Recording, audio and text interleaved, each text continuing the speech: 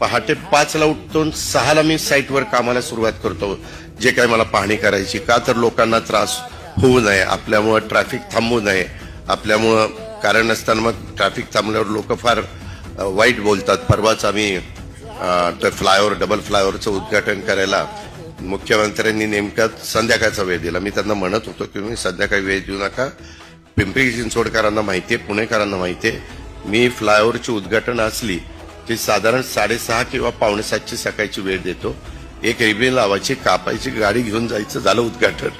कुणाला त्रास नको, काही नको. नाही तर ट्रॅफिक जाम झालं. अलीकडच्या काळात पुणे पिंपरी चिंचवडमध्ये ट्रॅफिकची समस्या इतकी झालेली आहे की सगळे वेगवेगळे हे कलाकार असतील, वेगवेगळे क्षेत्रातले मान्यवर असतील, सगळे अक्षरशः कंटाळून जातात, वैतागून जातात. आम्ही प्रयत्न करतोय, आम्ही वेगवेगळ्या पद्धतीनं मेट्रो वाढवण्याचा प्रयत्न करतोय, त्याच्यामध्ये रिंग रोड करण्याचा प्रयत्न आमचा चाललेला आहे.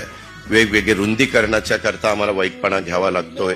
काही ठिकाणी आम्ही फ्लायओव्हर करतोय, काही ठिकाणी डबल फ्लायओव्हर